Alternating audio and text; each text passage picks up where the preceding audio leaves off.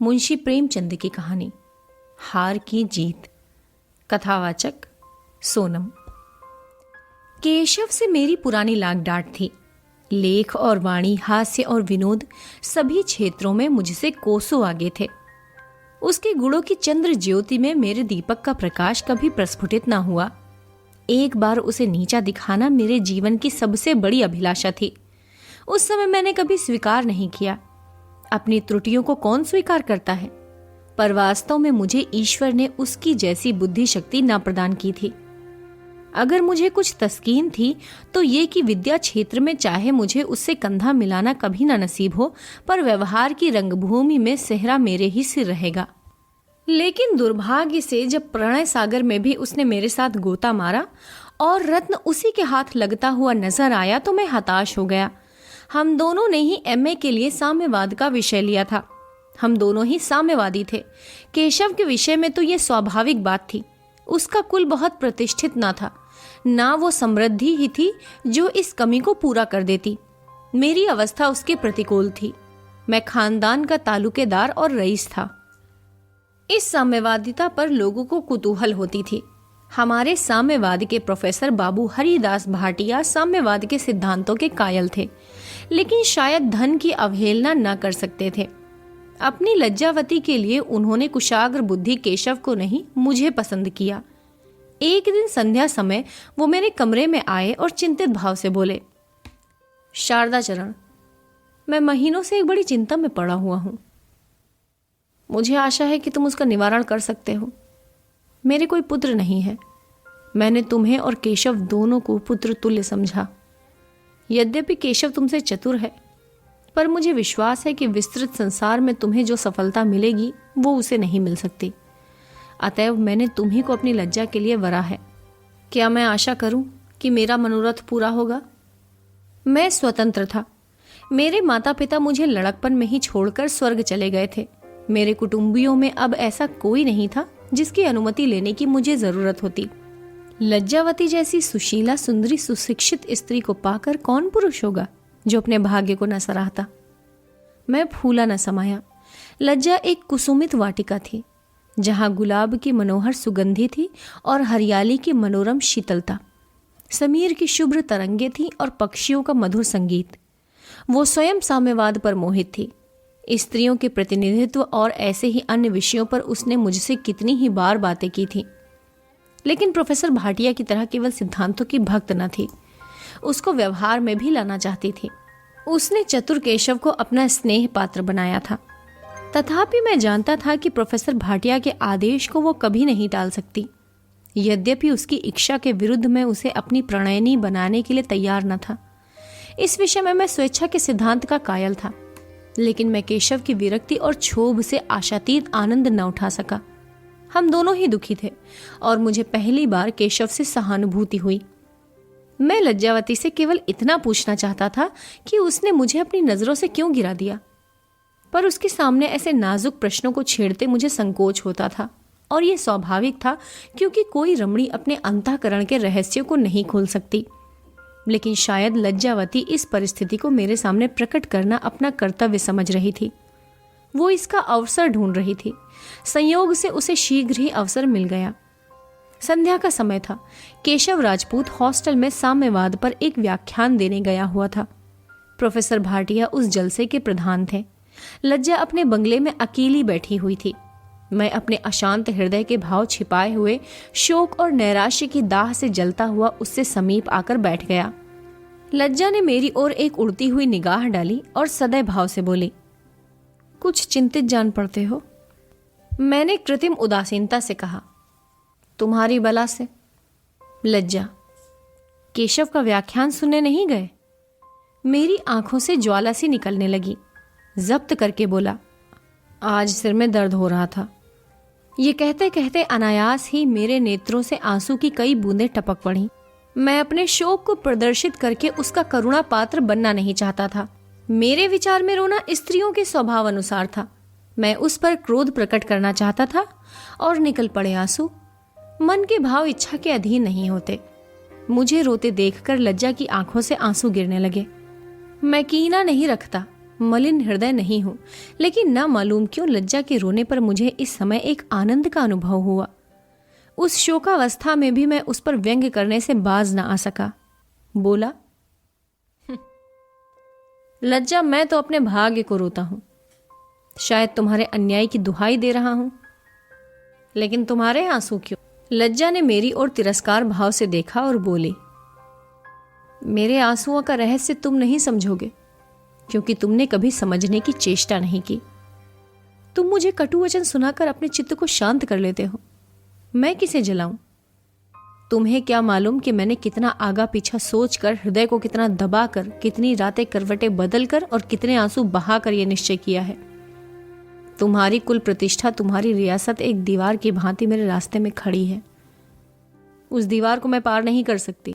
मैं जानती हूं कि इस समय तुम्हें कुल प्रतिष्ठा और रियासत का लेश मात्र भी अभिमान नहीं है, लेकिन यह भी जानती हूं कि तुम्हारा कॉलेज की शीतल छाया में पला हुआ साम्यवाद बहुत दिनों तक सांसारिक जीवन की लू और लपट को सह न सकेगा। उस समय तुम अवश्य अपने फैसले पर पछताओगे और कुढ़ोगे। मैं तुम्हारे दूध की मक्खी और हृदय का कांटा बन जाऊंगी। मैंने आर्द्र होकर कहा, जिन कारणों से मेरा साम्यवाद लुप्त हो जाएगा, क्या वो तुम्हारे साम्यवाद को जीता छोड़ेगा? हाँ, मुझे पूरा विश्वास है कि मुझ पर उनका जरा भी असर ना होगा। मेरे घर में कभी रियासत नहीं रही और कुल की अवस्था तुम भली भांति जानते हो। बाबूजी ने केवल अपने अविरल परिश्रम और अध्यावसाय से यह पद प्राप्त किया है। मुझे वो नहीं भूला है। और जब मेरी माता जीवित थी और बाबूजी 11 बजे रात को प्राइवेट ट्यूशन करके घर आते थे, तो मुझे रियासत और कुल गौरव का अभिमान कभी नहीं हो सकता। उसी तरह जैसे तुम्हारे हृदय में यह अभिमान कभी मिट नहीं सकता। ये घमंड मुझे उसी दशा में होगा जब मैं स्मृतिहीन हो जाऊंगी। मैंने उद्दंडता से कहा, कुल प्रतिष्ठा को तो मैं मिटा नहीं सकता, मेरे वश की बात नहीं है, लेकिन तुम्हारे लिए मैं आज रियासत को तिलांजलि दे सकता हूं। लज्जा क्रूर मुस्कान से बोली, फिर वही भावुकता। अगर ये बात तुम किसी अबोध बालिका से करते तो कदाचित वो फूली न समाती। मैं एक ऐसे गहन विषय में, जिस पर दो प्राणियों के समस्त जीवन का सुख दुख निर्भर है, भावुकता का आश्रय नहीं ले सकती। शादी बनावट नहीं है, परमात्मा साक्षी है, मैं विवर हूं। मुझे अभी तक स्वयं मालूम नहीं कि मेरी डोंगी किधर जाएगी, लेकिन मैं तुम्हारे जीवन को संकट में नहीं बना सकती। मैं यहां से चला तो इतना निराश न था जितना संचित। लज्जा ने मेरे सामने एक नई समस्या उपस्थित कर दी थी। हम दोनों साथ साथ एमए हुए। केशव प्रथम श्रेणी में आया, मैं द्वितीय श्रेणी में। उसे नागपुर के एक कॉलेज में अध्यापक का पद मिल गया। मैं घर आकर अपनी रियासत का प्रबंध करने लगा। चलते समय हम दोनों गले मिलकर और रोकर विदा हुए। विरोध और ईर्ष्या को कॉलेज में छोड़ दिया। मैं अपने प्रांत का पहला तालुकेदार था जिसने एमए पद प्राप्त किया हो। पहले तो राज्याधिकारियों ने मेरी खूब आवभगत की, लेकिन जब मेरे सामाजिक सिद्धांतों से अवगत हुए तो उनकी कृपा दृष्टि कुछ शिथिल पड़ गई। मैंने भी उनसे मिलना जुलना छोड़ दिया। अपना अधिकांश समय आसामियों के बीच ही व्यतीत करता। पूरा साल भी न गुजरने पाया कि एक तालुकेदार की परलोक यात्रा ने काउंसिल में एक खाली स्थान कर दिया। मैंने काउंसिल में जाने की अपनी तरफ से कोई कोशिश नहीं की, लेकिन काश्तकारों ने अपने प्रतिनिधित्व का भार मेरे ही सिर रखा। बेचारा केशव तो अपने कॉलेज में लेक्चर देता था। किसी को खबर न थी कि वो कहाँ है और क्या कर रहा है, और मैं अपने कुल मर्यादा की बदौलत काउंसिल का मेंबर हो गया। मेरी वक्तृताएं समाचार पत्रों में छपने लगी। मेरे प्रश्नों की प्रशंसा होने लगी। काउंसिल में मेरा विशेष सम्मान होने लगा। कई सज्जन ऐसे निकल आए जो जनतावाद के भक्त थे। पहले वो परिस्थिति से कुछ दबे हुए थे, अब वो खुल पड़े। हम लोगों ने लोकवादियों का अपना पृथक दल बना लिया और कृषकों के अधिकारों को जोरों के साथ व्यक्त करना शुरू किया। अधिकांश भूपतियों ने मेरी अवहेलना की, कई सज्जनों ने धमकियां भी दी, लेकिन मैंने अपने निश्चित पथ को न छोड़ा। सेवा के इस सुअवसर को क्यों कर हाथ से जाने देता। दूसरा वर्ष समाप्त होते होते जाति के प्रधान नेताओं में मेरी गणना होने लगी। मुझे बहुत परिश्रम करना, बहुत पढ़ना, बहुत लिखना और बहुत बोलना पड़ता, पर जरा भी न घबराता। इस परिश्रमशीलता के लिए केशव का ऋणी था। उसी ने मुझे इतना अभ्यस्त बना दिया था। मेरे पास केशव और प्रोफेसर भाटिया के पत्र बराबर आते ही रहते थे। कभी कभी लज्जावती भी मिलती थी। उसके पत्रों में श्रद्धा और प्रेम की मात्रा दिनों दिन बढ़ती जाती थी। वो मेरी राष्ट्र सेवा का बड़े उदार, बड़े उत्साहमय शब्दों में बखान करती।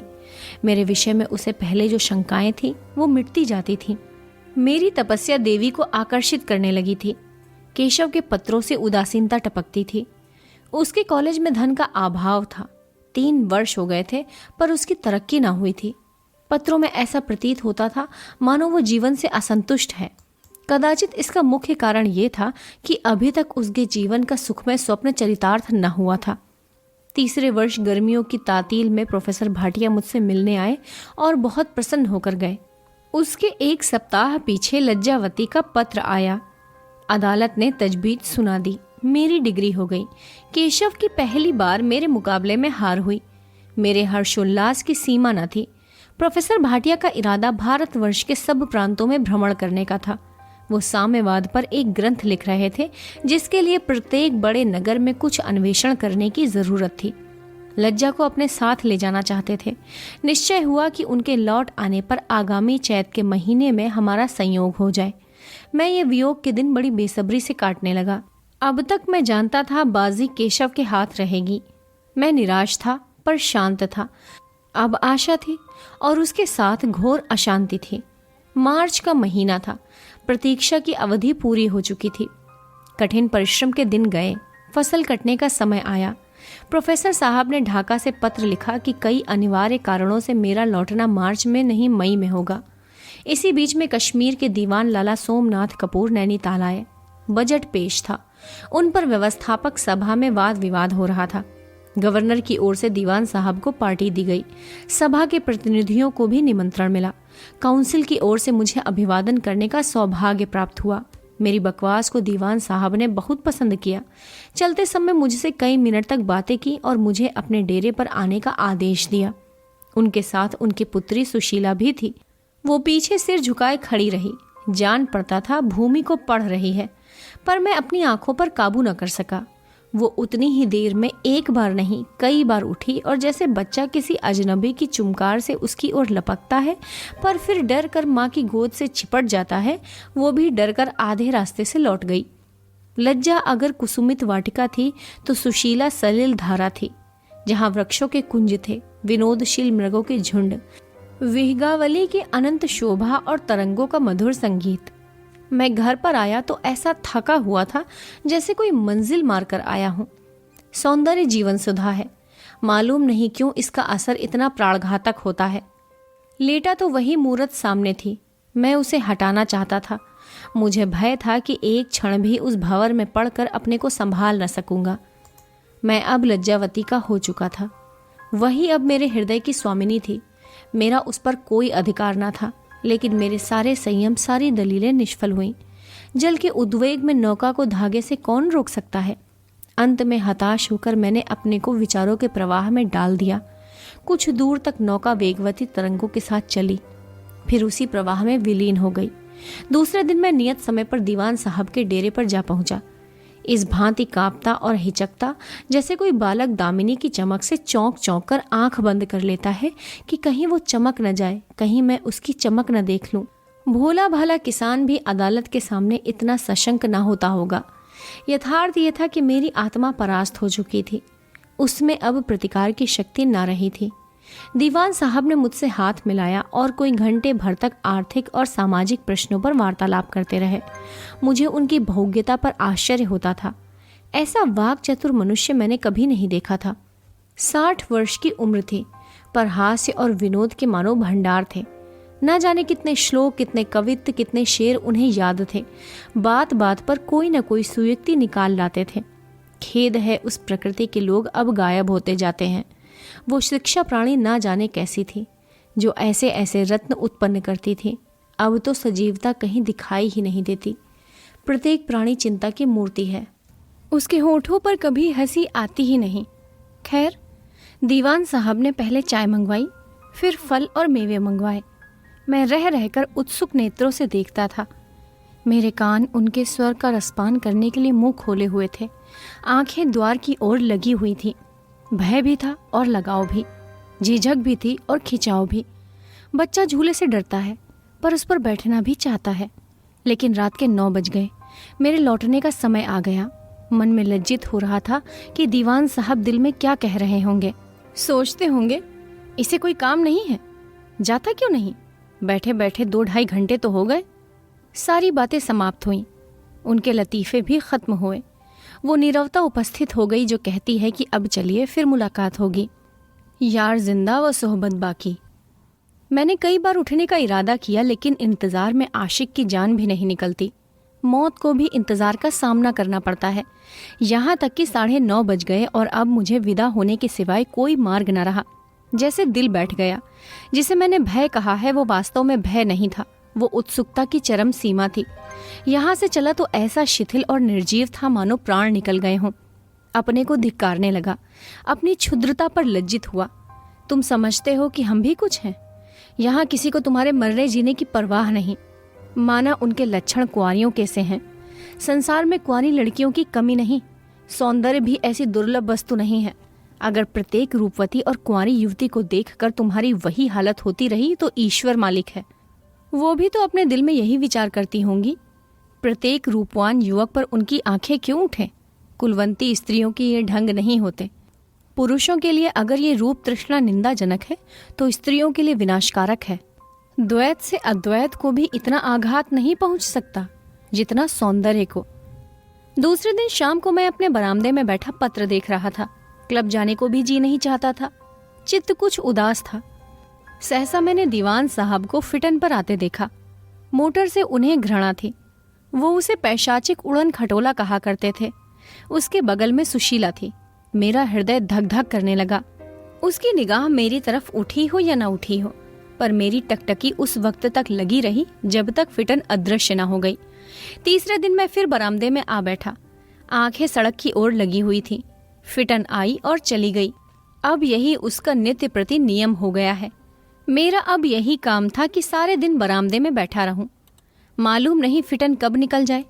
विशेषतः तीसरे पहर में अपनी जगह से हिलने का नाम भी न लेता था। इस प्रकार 1 मास बीत गया। मुझे अब काउंसिल के कामों में कोई उत्साह न था। समाचार पत्रों में, उपन्यासों में जी नहीं लगता।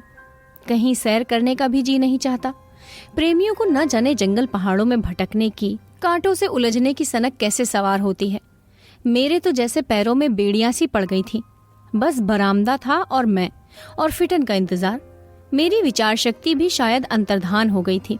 मैं दीवान साहब को या अंग्रेजी शिष्टता के अनुसार सुशीला को ही अपने यहाँ निमंत्रित कर सकता था, पर वास्तव में मैं अभी तक उससे भयभीत था। अब लज्जावती को अपनी प्रणयिनी समझता था। वो अब भी मेरे हृदय की रानी थी, चाहे उस पर किसी दूसरी शक्ति का अधिकार ही क्यों न हो गया हो। 1 महीना और निकल गया, लेकिन मैंने लज्जा को कोई पत्र नहीं लिखा। मुझ में अब उसे पत्र लिखने की भी सामर्थ्य न थी। शायद उससे पत्र व्यवहार करने को मैं नैतिक अत्याचार समझता था। मैंने उससे दगा की थी। मुझे अब उसे अपने मलिन अंतःकरण में भी अपवित्र करने का कोई अधिकार नहीं था। इसका अंत क्या होगा, यही चिंता अहर्निश मेरे मन पर कुहर मेघ की भांति शून्य हो गई थी। चिंता दाह से दिनों दिन घुलता जाता था। मित्रजन अक्सर पूछा करते थे, आपको क्या मरज है? मुख निस्तेज, कांतिहीन हो गया है। भोजन औषधि के समान लगता है। सोने जाता तो जान पड़ता किसी ने पिंजड़े में बंद कर दिया है। कोई मिलने आता तो चित्त कोसों भागता। विचित्र दशा थी। एक दिन शाम को दीवान साहब की फिटन मेरे द्वार पर आकर रुकी। उन्होंने अपने व्याख्यानों का एक संग्रह प्रकाशित कराया था। उसकी प्रति मुझे भेंट करने के लिए आए थे। मैंने उन्हें बैठने के लिए बहुत आग्रह किया, लेकिन उन्होंने यही कहा, सुशीला को यहाँ आने में संकोच होगा और फिटन में अकेले वो घबराएगी। वो चले तो मैं भी साथ हो लिया और फिटन तक पीछे पीछे आया। जब वो फिटन पर बैठने लगे तो मैंने सुशीला को निशंक होकर आंख भर देखा, जैसे कोई प्यासा पथिक गर्मी के दिन में अफर कर पानी पिए कि ना जाने कब उसे मिलेगा। मेरी उस एक चितवन में उग्रता, वो याचना, वो उद्वेग, वो करुणा, वो श्रद्धा, वो आग्रह, वो दीनता थी जो पत्थर की मूर्ति को भी पिघला देती। सुशीला तो फिर स्त्री थी। उसने भी मेरी ओर देखा, निर्भीक सरल नेत्रों से। जरा भी झेप नहीं, जरा भी झिझक नहीं। मेरे परास्त होने में जो कसर रह गई थी वो पूरी हो गई। इसके साथ उसने मुझ पर मानो अमृत वर्षा कर दी। मेरे हृदय और आत्मा में एक नई शक्ति का संचार हो गया। मैं लौटा तो ऐसा प्रसन्न चित्त था मानो कल्प वृक्ष मिल गया हो। एक दिन मैंने प्रोफेसर भाटिया को पत्र लिखा। मैं थोड़े दिनों से किसी गुप्त रोग से ग्रसित हो गया था। संभव है तपेदिक का आरंभ हो, इसलिए मैं इस मई में विवाह करना उचित नहीं समझता। मैं लज्जावती से इस भांति परामुख होना चाहता था कि उनकी निगाहों में मेरी इज्जत कम न हो। मैं कभी कभी अपनी स्वार्थपरता पर क्रुद्ध होता। लज्जा के साथ ये छल कपट, वो बेवफाई करते हुए मैं अपनी ही नज़रों में गिर गया था, लेकिन मन पर कोई वश न था। उस अबला को कितना दुख होगा ये सोचकर मैं कई बार रोया। अभी तक मैं सुशीला के स्वभाव, विचार, मनोवृत्तियों से जरा भी परिचित न था। केवल उसके रूप लावण्य पर अपनी लज्जा की चिर संचित अभिलाषाओं का बलिदान कर रहा था। अबोध बालकों की भांति मिठाई के नाम पर अपने दूध चावल को ठुकराए देता था। मैंने प्रोफेसर को लिखा था, लज्जावती से मेरी बीमारी की जिक्र ना करें, लेकिन प्रोफेसर साहब इतने गहरे न थे। चौथे ही दिन लज्जा का पत्र आया जिसमें उसने अपना हृदय खोल कर रख दिया। वो मेरे लिए सब कुछ, यहाँ तक कि वैधव्य की यंत्रणाएं भी सहने के लिए तैयार थी। उसकी इच्छा थी कि अब हमारे संयोग में एक क्षण का भी विलंब न हो। आज तो इस पत्र को लिए घंटों एक संज्ञाहीन दशा में बैठा रहा। इस अलौकिक आत्मोत्सर्ग के सामने अपनी क्षुद्रता, अपनी स्वार्थपरता, अपनी दुर्बलता कितनी घृणित थी। अब सुनिए लज्जावती का पत्र। लज्जावती, सावित्री ने क्या सब कुछ जानते हुए भी सत्यवान से विवाह नहीं किया था? मैं क्यों डरूं? अपने कर्तव्य मार्ग से क्यों डिगूं? मैं उनके लिए व्रत रखूंगी, तीर्थ करूंगी, तपस्या करूंगी। भय मुझे उनसे अलग नहीं कर सकता। मुझे उनसे कभी इतना प्रेम न था, कभी इतनी अधीरता न थी। ये मेरी परीक्षा का समय है और मैंने निश्चय कर लिया है। पिता जो अभी यात्रा से लौटे हैं, खाली हाथ हैं, कोई तैयारी नहीं कर सके, इसलिए 2-4 महीनों का विलंब से उन्हें तैयारी करने का अवसर मिल जाता। पर अब मैं विलंब न करूंगी। हम और वो इसी महीने में 2 से 1 हो जाएंगे। हमारी आत्माएं सदा के लिए संयुक्त हो जाएंगी। फिर कोई विपत्ति, दुर्घटना मुझे उनसे जुदा न कर सकेगी। मुझे अब एक दिन की भी देर असह्य है। मैं रस्म और रिवाज की लौंडी नहीं हूँ, न वही इसके गुलाम है। बाबूजी रस्मों के भक्त नहीं, फिर क्यों न तुरंत नैनीताल चलूं, उनकी सेवा शुश्रूषा करूं, उन्हें ढांढस दूं। मैं उन्हें सारी चिंताओं से, समस्त विघ्न बाधाओं से मुक्त कर दूंगी। इलाके का सारा प्रबंध अपने हाथों में लूंगी। काउंसिल के कामों में इतना व्यस्त हो जाने के कारण ही उनकी ये दशा हुई। पत्रों में अधिकतर उन्हीं के प्रश्न, उन्हीं की आलोचनाएं, उन्हीं के वक्रताएं दिखाई देती हैं। मैं उनसे याचना करूंगी कि कुछ दिनों के लिए काउंसिल से इस्तीफा दे दें। वो मेरा गाना कितने चाव से सुनते थे। मैं उन्हें अपनी गीत सुनाकर प्रसन्न करूंगी, किस्से पढ़कर सुनाऊंगी, उनको समुचित रूप से शांत रखूंगी। इस देश में तो इस रोग की दवा नहीं हो सकती। मैं उनके पैरों पर गिरकर प्रार्थना करूंगी कि कुछ दिनों के लिए यूरोप के किसी सैनिटोरियम चलें और विधि पूर्वक इलाज कराएं। मैं कल ही कॉलेज के पुस्तकालय में इस रोग से संबंध की पुस्तकें लाऊंगी और विचार पूर्वक उनका अध्ययन करूंगी। 2-4 दिन में कॉलेज बंद हो जाएगा। मैं आज ही बाबूजी से नैनीताल चलने की चर्चा करूंगी। मैंने कल उन्हें देखा तो मैं पहचान न सकी। कितना सुर्ख चेहरा था, कितना भरा हुआ शरीर, मालूम होता था इंगूर भरी हुई है। कितना सुंदर अंग विन्यास था, कितना शौर्य था। 3 ही वर्षों में ये काया पलट हो गया। मुख पीला पड़ गया है, शरीर घुलकर कांटा हो गया है। आहार आधा भी नहीं रहा। हरदम चिंता में मग्न रहते हैं, कहीं आते जाते नहीं देखती। इतने नौकर हैं, इतना सुरम्य स्थान है, विनोद के सभी सामान मौजूद हैं, लेकिन इन्हें अब अपना जीवन अंधकार में जान पड़ता है। इस कलमुही बीमारी का सत्यानाश हो। अगर इसे ऐसी ही भूख थी तो मेरा शिकार क्यों ना किया? मैं बड़े प्रेम से इसका स्वागत करती। कोई ऐसा उपाय होता कि ये बीमारी इन्हें छोड़कर मुझे पकड़ लेती। मुझे देखकर कैसे खिल जाते थे और मैं मुस्कुराने लगती थी। एक एक अंग प्रफुल्लित हो जाता था। पर मुझे यहाँ दूसरा दिन है। एक बार भी उनके चेहरे पर हंसी न दिखाई दी। जब मैंने बरामदे में कदम रखा तब जरूर हंसे थे, किंतु कितनी निराश हंसी थी। बाबूजी अपने आंसुओं को न रोक सके। अलग कमरे में जाकर देर तक रोते रहे। लोग कहते हैं कि काउंसिल में लोग केवल सम्मान प्रतिष्ठा के लोभ से जाते हैं। उनका लक्ष्य केवल नाम पैदा करना होता है। बेचारे मेंबरों पर यह कितना कठोर आक्षेप है, कितनी घोर कृतघ्नता। जाति की सेवा में शरीर को घुलाना पड़ता है, रक्त को जलाना पड़ता है। यही जाति सेवा का उपहार है। पर यहाँ के नौकरों को जरा भी चिंता नहीं है। बाबूजी ने इनके 2-4 मिलने वालों से बीमारी का जिक्र किया, पर उन्होंने भी परवाह नहीं की। ये मित्रों की सहानुभूति का हाल है। सभी अपनी अपनी धुन में मस्त हैं। किसी को खबर नहीं कि दूसरों पर क्या गुजरती है। हाँ, इतना मुझे भी मालूम होता है कि इन्हें क्षय का केवल भ्रम है, उसके कोई लक्षण नहीं दिखाई देते। मैंने टेम्परेचर लिया, उष्णता साधारण थी, उसमें कोई आकस्मिक परिवर्तन भी ना हुआ। अगर यही बीमारी हो तो आरंभिक अवस्था है, कोई कारण नहीं कि उचित प्रयत्न से उसकी जड़ न उखड़ जाए। मैं कल से ही इन्हें नित्य सैर कराने ले जाऊंगी। मोटर की जरूरत नहीं, फिटन पर बैठने से ज्यादा लाभ होगा। मुझे ये स्वयं कुछ लापरवाह से जान पड़ते हैं। इस मरज के बीमारों को बड़ी एहतियात करते देखा है। दिन में 20 बार तो थर्मामीटर देखते हैं, पथ्यापथ्य का बड़ा विचार करते हैं। वे फल, दूध और पुष्टिकारक पदार्थों का सेवन किया करते थे। ये नहीं कि जो कुछ रसोइये ने अपने मन से बनाकर सामने रख दिया वही 2-4 ग्रास उठाकर खा लिए। मुझे तो विश्वास हो जाता है कि इन्हें कोई दूसरी ही शिकायत है। जरा अवकाश मिले तो इसका पता लगाऊं। कोई चिंता तो नहीं है, रियासत पर कर्ज का बोझ तो नहीं है। थोड़ा बहुत कर्ज तो अवश्य ही होगा, ये तो रईसों की शान है। अगर कर्ज ही इसका मूल कारण है तो अवश्य कोई भारी रकम होगी। चित्त विविध चिंताओं से इतना दबा हुआ है कि कुछ लिखने को जी नहीं चाहता। मेरे समस्त जीवन की अभिलाषाएं मिट्टी में मिल गईं। हदभाग्य, मैं अपने को कितना खुशनसीब समझती थी। अब संसार में मुझसे ज्यादा बदनसीब और कोई न होगा। वो अमूल्य रत्न जो मुझे चिरकाल की तपस्या और उपासना से न मिला, वो उस मृगनयनी सुंदरी को अनायास मिल जाता है। शारदा ने अभी उसे हाल ही में देखा है। कदाचित अभी तक उससे परस्पर बातचीत की भी नौबत नहीं आई, लेकिन उससे कितने अनुरक्त हो रहे हैं, उसके प्रेम में कैसे उन्मत्त हो गए हैं। पुरुषों को परमात्मा ने हृदय नहीं दिया, केवल आंखें दी हैं। वो हृदय की कद्र नहीं करना जानते, केवल रंग रूप पर बिक जाते हैं। अगर मुझे किसी तरह विश्वास हो जाए कि सुशीला उन्हें मुझसे ज्यादा प्रसन्न रख सकेगी, उनके जीवन को अधिक सार्थक बना देगी, तो मुझे उसके लिए जगह खाली करने में जरा भी आपत्ति न होगी।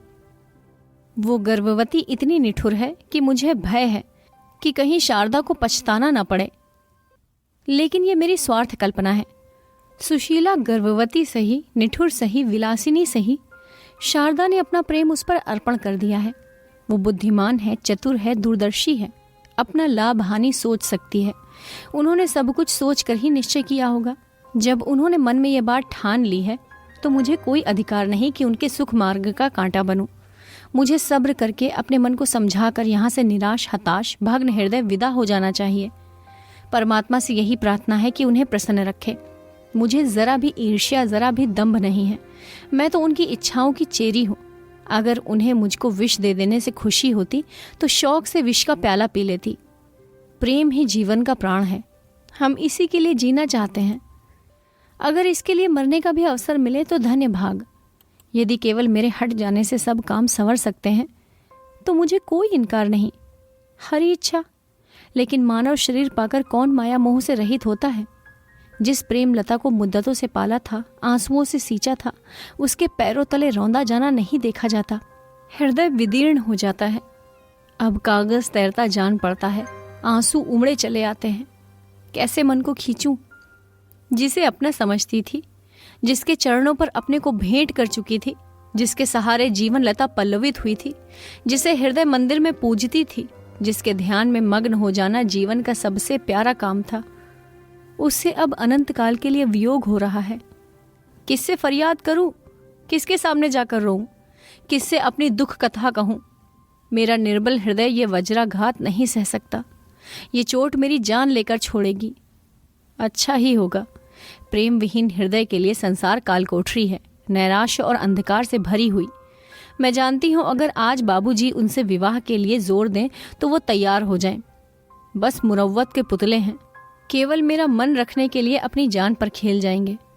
वो उन शीलवान पुरुषों में हैं जिन्होंने नहीं करना ही नहीं सीखा। अभी तक उन्होंने दीवान साहब से सुशीला के विषय में कोई बातचीत नहीं की। शायद मेरा रुख देख रहे हैं। इसी असमंजस ने उन्हें इस दशा को पहुंचा दिया है। वो मुझे हमेशा प्रसन्न रखने की चेष्टा करेंगे, मेरा दिल कभी ना दुखावेंगे, सुशीला की चर्चा भूल कर भी ना करेंगे। मैं उनके स्वभाव को जानती हूँ। वो नर रत्न हैं, लेकिन मैं उनके पैरों की बेड़ी नहीं बनना चाहती। जो कुछ बीते अपने ही ऊपर बीते, उन्हें क्यों समेटूं? डूबना ही है तो आप क्यों ना डूबो, उन्हें अपने साथ क्यों डुबाऊं? वो भी जानती हूँ कि यदि इस शोक ने घुला घुला कर मेरी जान ले ली तो यह अपने को कभी क्षमा न करेंगे। उनका समस्त जीवन क्षोभ और ग्लानि की भेंट हो जाएगा। उन्हें कभी शांति न मिलेगी। कितनी विकट समस्या है। मुझे मरने की भी स्वाधीनता नहीं। मुझे इनको प्रसन्न रखने के लिए अपने को प्रसन्न रखना पड़ेगा। उनसे निष्ठुरता करनी पड़ेगी। तिरिया चरित्र खेलना पड़ेगा। दिखाना पड़ेगा कि इस बीमारी के कारण अब विवाह की बातचीत अनर्गल है। वचन को तोड़ने का अपराध अपने सिर लेना पड़ेगा। इसके सिवाय उद्धार की कोई व्यवस्था नहीं। परमात्मा मुझे बल दो कि इस परीक्षा में सफल हो जाऊं। शारदा चरण।